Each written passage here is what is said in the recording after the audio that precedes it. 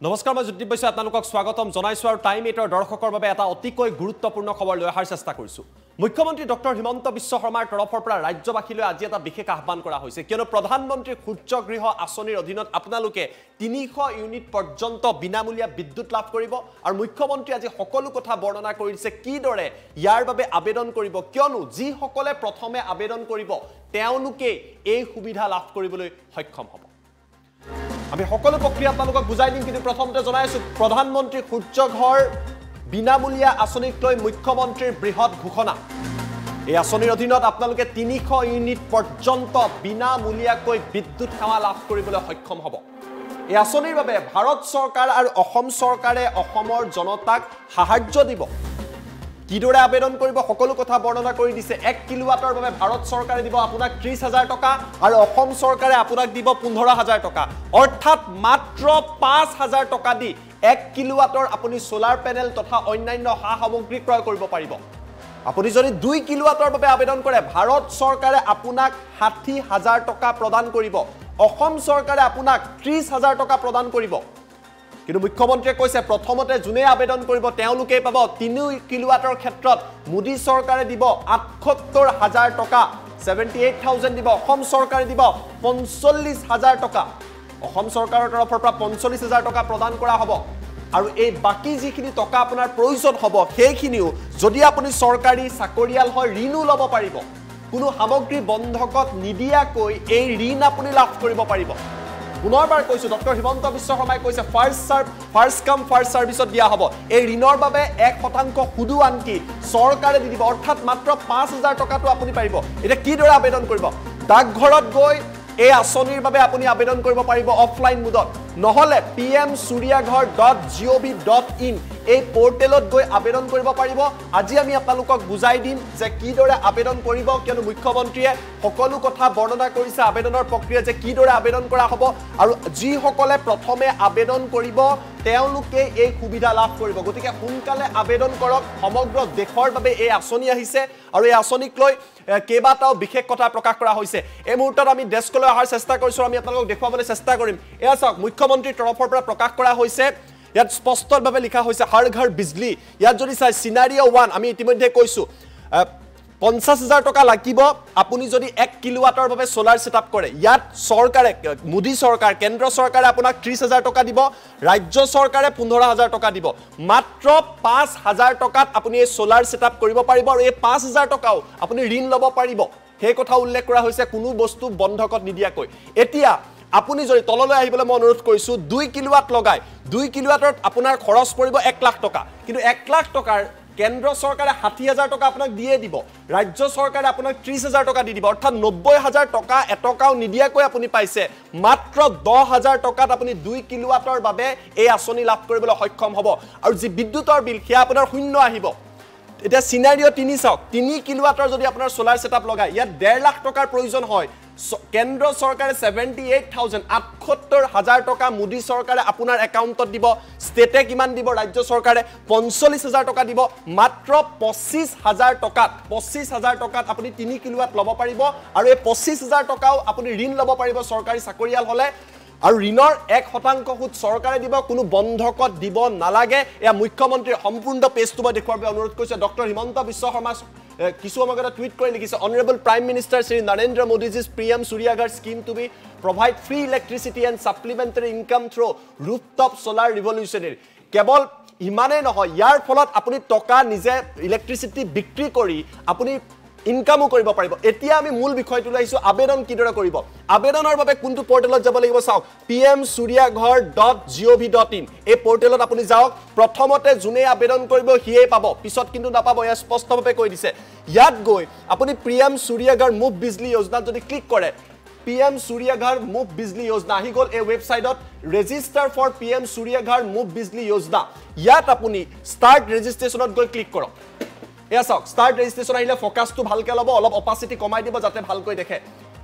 PM Surya Ghar Muft Bijli যোজনা registration আপোনালোকে দেখিছে পঞ্জীকৰণ mobile number আপোনাৰ যেটো মোবাইল নাম্বাৰ আপুনি ব্যৱহাৰ কৰে বা APDCL ৰ লগত যেটো আপোনাৰ বিল আহে বা কানেক্ট হৈ আছে হে মোবাইল নাম্বাৰটো আপুনি দি দিয়ক ধৰি লোৱা হক মই এটা মোবাইল নাম্বাৰ দিছো এই মোবাইল নাম্বাৰটো দিয়াৰ লগে লগে গেট ওটিপি কৰক আপোনাৰ মোবাইললৈ ওৱান টাইম পাছৱৰ্ড আহি যাব ইয়াৰ পাছত সেই ওটিপিটো ইয়াত আপুনি দিব লাগিব কাখত চাওক ওটিপি লিখি থোৱা হৈছে সিলেক্ট ষ্টেট ইয়াত গৈ আপুনি নিজৰ ৰাজ্যখন সিলেক্ট কৰক অসম আমি সিলেক্ট কৰিলো সমান্তৰালভাৱে ইলেক্ট্ৰিচিটি ডিস্ট্ৰিবিউশন কোম্পানী এটা আমাৰ অসমত এটাই আছে হেয়া হৈছে APDCL Assam power distribution company limited APDCL আপুনি সিলেক্ট কৰিলে তাৰ পাছত কনজিউমাৰ নেম উপভোক্তাৰ নাম আপুনি কনজিউমাৰ নেম ধৰি লোৱা হল আমি অমল কলিতা বুলি দিলো কনজিউমাৰ নেমটো আপুনি ইয়াত দি দিলে ইয়াৰ পাছত আপুনি কি দিব লাগিব upload photo of your electricity bill validity last 6 month अपने बिजली बिल की फोटो अपलोड करे वैधता पिछले 6 महीने বিগত 6 মাহৰ ভিতৰত থকা যিকোনো ইলেক্ট্ৰিচিটি বিল সুজ ফাইলত গৈ আপুনি আপলোড কৰি দিব ইয়াৰ পিছত বিল এখন আহিব যিকোনো এখন বিল আপুনি ইয়াত আপলোড কৰি দিব লাগিব তাৰ পাছত আপুনি আপোনাৰ জিলা চাওক ওপৰলে যাব ডিস্ট্ৰিক্ট ইয়াত লিখি থোৱা হৈছে আপুনি জিলাখন সিলেক্ট কৰক আপুনি যদি উদালগুৰি বজালি বাক্সা বৰপেটা যি জিলাৰে হওক এই প্ৰতিখন জিলা আছে প্ৰতিখন জিলা আপুনি সিলেক্ট কৰক ধৰি লোৱা হল আপুনি আমি ধৰি লৈছো আপুনি বৰপেটা জিলাৰ বাসিন্দা বৰপেটা আপুনি ইয়াত দি দিলে কনজিউমাৰ একাউন্ট নাম্বাৰ উপভোক্তা আপোনাৰ একাউন্ট নাম্বাৰটো আপুনি ইয়াত দি দিলে একাউন্ট নাম্বাৰটো আপুনি দি দিলে যি হওক আপোনাৰ ইমেইল আইডি আপুনি দিব লাগিব ইমেইল আইডিটো আপুনি ইয়াত দিব লাগিব তাৰ পাছত ফটো অফ কনক্ৰিট ৰুফটপ আদাৰ area হোৱেৰ solar panel can be install অৰ্থাৎ যত এই সোলাৰ পেনেলখন লগোৱা হ'ব কিয়া আপোনাৰ ঘৰৰ ছাদ হ'ব পাৰে বা কাষত থকা এটা অঞ্চল হ'ব পাৰে তাৰ এখন ফটোগ্ৰাফ আপুনি মোবাইলত তুলক আৰু তাৰ পাছত গৈ এই ফটোখন আপলোড কৰি দিয়ক এই ফটোখন আপুনি আপলোড কৰি দিব লাগিব ক্যাপচা কোডটো দি দিয়ক আৰু সাবমিট কৰি দিয়ক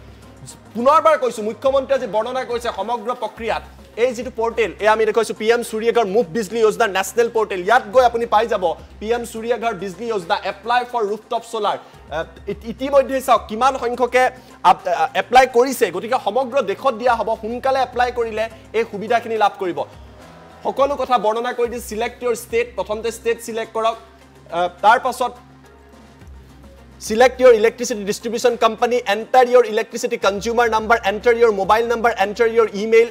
আৰু তাৰ পাছত যিখিনি ইনস্ট্ৰাকশন দি আছে ফলো কৰিব step to log in with consumer number and mobile number, apply for the rooftop solar as per the form. গতিকে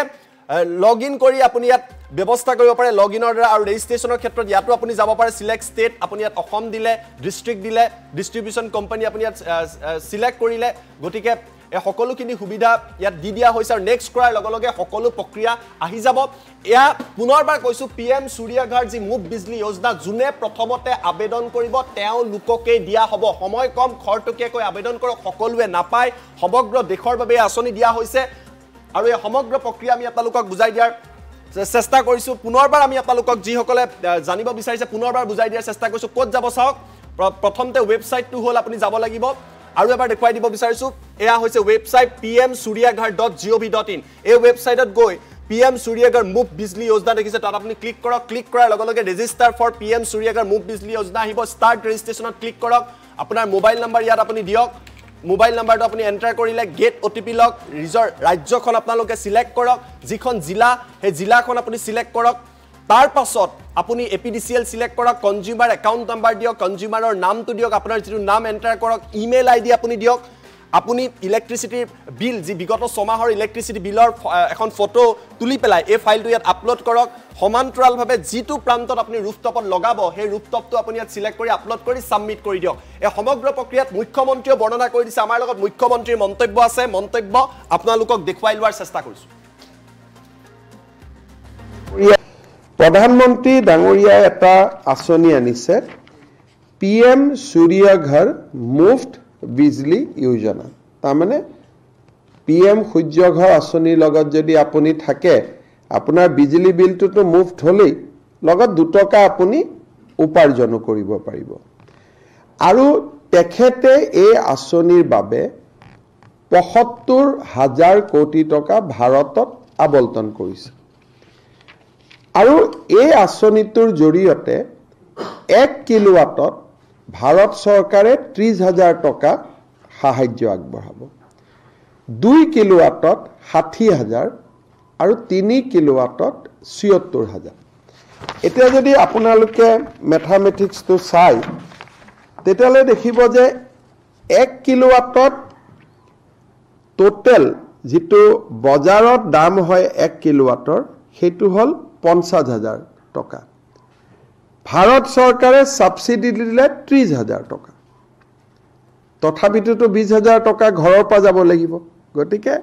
মধ্যবিত্ত পৰিয়াল বা দুখীয়া পৰিয়ালে তাত ৰিলাক্টেন্ট হ'ব সেইকাৰণে আজি আমি ঘোষণা কৰিছো যে ৰাজ্য চৰকাৰে 15,000 টকা সাবসিডি দিব তাৰমানে 1 কিলোৱাট যদি আমি ইলেক্ট্ৰিসিটি ঘৰত সোলাৰ প্যানেল লগাও তাৰ খৰচ 45,000 টকা 50,000 টকা 50,000 মোদী ডাঙৰীয়াই দিব 30,000 আৰু মামাই দিব 15,000 45,000 5,000 নিজৰ ফালৰ পৰা অসম চৰকাৰৰ এতিয়া যদি 2 কিলোৱাটৰ লগাও তাৰ খৰচ হল 90,000 টকা প্ৰজেক্ট কষ্ট হল 1 লাখ টকা মোদী ডাঙৰীয়াই দিব 60,000 ৰাজ্য চৰকাৰে দিব 30,000 তাৰমানে নিজৰ ঘৰৰ পৰা 10,000 টকা লগাব লাগিব আৰু যদি 3 কিলোৱাট যদি আমি লগাও মোদী ডাঙৰীয়াই দিব 78,000 আমি দিম 45,000 তাৰমানে 1,50,000 টকা লাগে 3 কিলোৱাটত 1,25,000 টকা সাবসিডি হিচাপে পাব 25,000 টকা দিব লাগিব এতিয়া আমি এটা হিসাব কৰি চাইছো যেতিয়া এই 5,000 টকা আপুনি পকেটৰ পৰা দিব লাগিব যদি এবছৰ ঘৰৰ ইলেক্ট্ৰিসিটিৰ বিলটো নিদিয়ে 5,000 টকাটো উঠি গল যদি 2 কিলোৱাট লগাই 2 বছৰ ইলেক্ট্ৰিসিটি বিলটোত উঠি যাব আৰু 3 কিলোৱাট লগালে 3 বছৰৰ ইলেক্ট্ৰিসিটি বিলত উঠি যাব অসম চৰকাৰে ষ্টেট বেংক অফ ইণ্ডিয়াৰ লগত কথা পাতিছে ৰাজ্য চৰকাৰৰ কৰ্মচাৰীসকলে আপোন ঘৰৰ দৰে ইয়াত বেংকৰ লোন ল'ব পাৰিব আৰু বেংকৰ লোনত মৰ্টগেজ দিব নালাগে আৰু বেংকৰ যি ইন্টাৰেষ্ট হ'ব তাৰো 1% ৰাজ্য চৰকাৰে অতিৰিক্ত কৰি দিব মই আকৌ এবাৰ ভাল কৰি বুজাই দিছো যাতে আমি সকলোৱে বুজি পাওঁ এটা সোলাৰ প্যানেল যদি 1 কিলোৱাটৰ ঘৰত লগাও তাত 50,000 লাগে 30,000 টকা নৰেন্দ্ৰ মোদী ডাঙৰীয়াই দিব 15,000 টকা ৰাজ্য চৰকাৰে দিব 2 কিলোৱাট লগালে 60,000 টকা মোদী ডাঙৰীয়াই দিব 30,000 টকা ৰাজ্য চৰকাৰে দিব 3 কিলোৱাট লাগিলে 78,000 টকা মোদী ডাঙৰীয়াই দিব ৰাজ্য চৰকাৰে 45,000 টকা দিব ফলত নিজে কিমান দিব লাগিব 1 কিলোৱাট লগালে 5,000 2 কিলোৱাট লগালে 10,000 3 কিলোৱাট ললে 27,000 সাধাৰণতে 2 কিলোৱাটত আমাৰ কামটো হৈ যায় জিৰো বিলৰ কাৰণে 3 কিলোৱাট মানে ব্যৱসায় কৰিব পাৰি তাৰমানে আমি ইলেক্ট্ৰিসিটি বোৰ্ডৰ পৰা পইচা ঘূৰাই পাম 1 কিলোৱাটত যেহেতু আমি ব্যৱসায় কৰিব নোৱাৰো 1 বছৰ ইলেক্ট্ৰিসিটি বিলত উঠি যাব 2 কিলোৱাটো আমি ব্যৱসায় কৰিব নোৱাৰো 1 বছৰৰ ইলেক্ট্ৰিসিটি 3 কিলোৱাটত আমি ব্যৱসায় কৰিব পাৰি গতিকে ইলেক্ট্ৰিসিটি বিল মাফ হল আৰু 1 কিলোৱাটৰ দাম ৰাজ্য ইলেক্ট্ৰিসিটি বোৰ্ডৰ পৰা পালো 3 কিলোৱাট লগালে টকাটো 2 বছৰত উঠি যাব 2 কিলোৱাট লগালেও 2.5 বছৰত উঠি যাব 1 কিলোৱাট লগালে এবছৰত উঠি যাব ইলেক্ট্ৰিসিটি বিল নিদি এইটো হল সাধাৰণ জনতাৰ কাৰণে আঁচনি ফৰ দা নৰ্মেল সিটিজেন কিন্তু ৰাজ্য চৰকাৰ আৰু অসম ইলেক্ট্ৰিসিটি বোৰ্ডৰ যিমান কৰ্মচাৰী আছে APDCL AEGCL আমাৰ তিনিটাৰে যি কৰ্মচাৰী আছে তেওঁলোকৰ কাৰণে আমি আৰু এটা অতিৰিক্ত স্কিম আনিছো যে আপোনালোকে লোন লওক এই 5,000 টকা বা এই 10,000 টকা আপোনালোকে লোন লওক ঘৰৰ পৰা দিব নালাগে ষ্টেট বেংকৰ পৰা লোন লওক মৰ্টগেজ দিব নালাগে